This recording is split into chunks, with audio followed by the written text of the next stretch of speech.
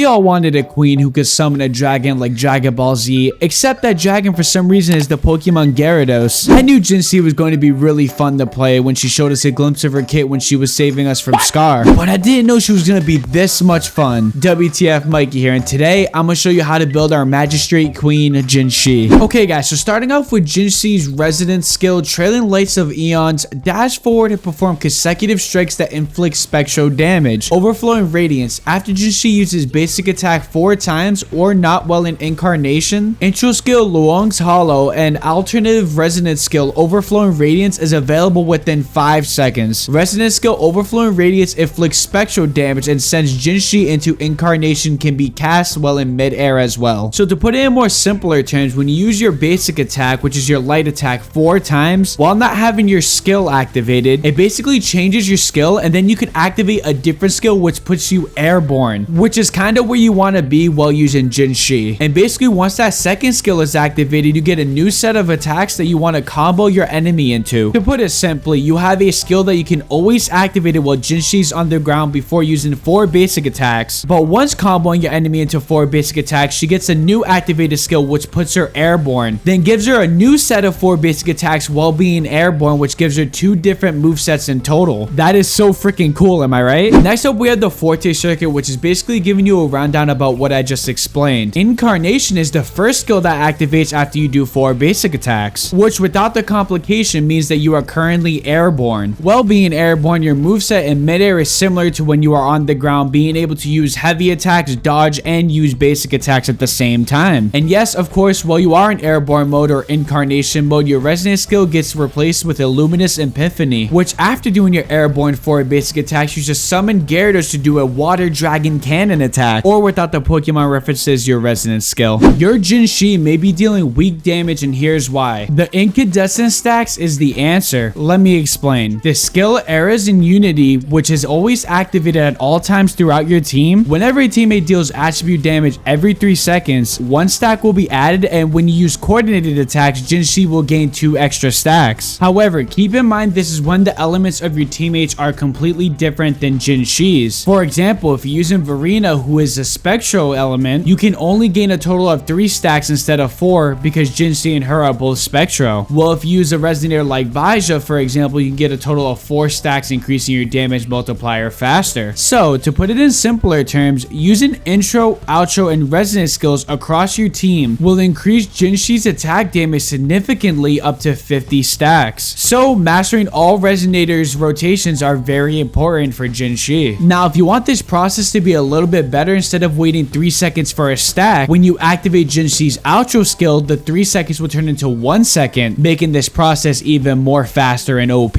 Now, on the topic of OP, the last thing that I want to talk about is Jinhsi's Unison Forte, which, to put it simply, when you're full of Concerto energy, instead of using the Concerto energy to perform a outro skill with Jinhsi, she will use her passive Unison ability to perform a outro skill, meaning you could get a double outro skill, one while using her Concerto energy and one without. So, for example, if my Concerto bar was full and I wanted to use Jinhsi's outro skill to swap to Yinlin, instead of my Concerto bar being taken, my Unison will be activated, which lasts every 25 seconds, and then I could do what I gotta do on my Yinlin rotation, swap back to Jinhsi, and then perform a outro skill again, which, I'm gonna be honest with you guys, makes Jinhsi an absolute monster, both metaphorically and literally. Now, when done correctly, unlike me, you will shed Holy Light upon your enemy when activating your Resonance Liberation, or aka your ultimate, because I'm gonna be real with you, 1000 damage on Jinhsi is an absolute embarrassment for her potential when doing the rotations correctly and getting her stacks up. My fault, Jinhsi, I know I'm really bad at the game. As for Jinhsi's rotation, I pop her intro skill, then use her ultimate if I have it. After you use her Resonance skill while she's still airborne, do 4 basic attacks, then plunge and pop her Resonance skill once again. After doing so, I'll be able to use her outro skill to complete her rotation. A quick tip to know if you completed Jinhsi's rotation right, she'll walk down on invisible steps like she completely owns the room. I also want to clarify that the plunge attack at the end is completely optional. You could just end off with a skill if you really wanted to. And honestly, after a few tries, you'll get the hang of it, and it's really not that hard after that. In my mind, let me tell you, completing this rotation is honestly one of the most satisfying things I have ever felt in Wuthering Waves. Now, let's talk about Jinhsi's Echo set. In the 4-3-3-1-1 set, you're gonna want to rock an all-spectral setup with GUA as your main Echo, as GUA is the best Echo Echo and the best in slot for Jinhsi. What makes GUA different from the other Echoes is GUA is a summonable one rather than a transformation one, which in my opinion is super good so you don't have to take unnecessary risks while morphing into an Echo. GUA also grants Jinhsi 16% resonance skill damage bonus for 15 seconds, which is amazing considering her kit and rotation, especially with the 20-second cooldown. You can have this damage buff up for most of the uptime during combat. Now, the ideal main stats for GUA is crit rate and crit damage. Now, for your 3-cost Echoes in the 2nd and 3rd slot, you're going to want to get spectral damage and flat attack for your main stats. And finally, for both your 1-cost Echoes and your 4th and 5th slot, you're going to want to get attack percentage for your main stat. As for the substats you should be going for, you want to stack energy regeneration, crit rate, crit damage, attack percentage, resonance skill damage percentage, and flat attack. Focusing on crit rate, crit damage, and spectral damage is going to be your best bet in dealing some insane numbers when it comes to damage with Jinhsi. Now finally, for Jinhsi's skill priority, you're gonna obviously want to focus on the Forte Circuit, as that's Jinhsi's entire kit. Then alongside the Forte Circuit coming in 2nd, you're gonna want to upgrade her resonance skill, as you're gonna be doing that a lot. Then 3rd, your basic attack. 4th, your resonant liberation or your ultimate skill. Then lastly, your intro skill being the least priority. Now when it comes to choosing your best weapon and Wuthering ways for your main DPS resonator, it can be quite difficult. However, for Jinhsi, it's really not all that bad. So the thing I love about Jinhsi is that you honestly do not need to actually pull for a signature weapon, Ages of Harvest. Although it would always be best in slot to have it because it provides stats that go hand in hand with Jinhsi and will buffer like a crazy amount when it comes to her damage. It may be the best in slot, but there's other things we can work with for those who are free to play and plan on not pulling for the weapon. But before we get into that option, the 2nd best weapon is going to be the Verdant Summit or GN signature weapon. And this is mainly because the damage amplification it provides across all Broadblade users is actually a significant amount. So Jinhsi being a Broadblade user, she could actually benefit from the Verdant Summit. Although for me personally, I don't like giving other resonators or characters somebody else's weapon as if they were stealing or a robber. But you know, that's just a me thing. I would also like to encourage you that if you do have GN's weapon and you plan on pulling for Jinhsi's weapon, it's not worth it for your account, especially if you're free to play, because you could just use GN's weapon instead of Jinhsi's. And if you're one of those players that it kind of bothers you, I get it, but there's going to be a lot of weapons down the line that you're going to need for other resonators, so please keep that in mind. And lastly, as the best option for free to play players, if you have not got your path weapon yet and you're rolling on the standard banner, the standard weapon banner to be exact, or you have not used your 5-star weapon selector that you unlock at level 45, you can go with the Lustrous Razor, which is a Broadblade that offers some decent attack buffs and some energy regeneration, which helps out with Jinhsi's kit. It may not be the best option, but it definitely is the best free to play option if you're trying to save those asterisks and summons for future resonators and weapons. So take that into consideration. Okay guys, let's talk about everybody's favorite part, the wave bands, or aka the sequence nodes. As for Jinhsi's first sequence, you gain a stack for each skill or basic use while in level 1 max 4. When casting a level 2 skill, each stack is consumed to add 20% damage to the attack per stack, which in short form is just a damage boost. As for Jinhsi's second sequence, it maxes out incandescence whenever Jinhsi is out of combat for more than 4 seconds, but I don't really see a big use for this because she is a on-fielder, not an off-fielder. As for Jinhsi's third sequence, her intro skill grants a stack that increases her attack by 25% for 20 seconds. As for Jinhsi's fourth sequence, her skill and Resonance Liberation grants her team 20% attribute damage for 20 seconds, which are even more buffs that dish out to your team because of Jinhsi. As for Jinhsi's fifth sequence node, Resonance Liberation gains 120% added onto its multiplier, which in short form, Jinhsi brings out Gyarados to deal even more damage. And lastly, for Jinhsi's sixth sequence, her level 2 skill gains a 45%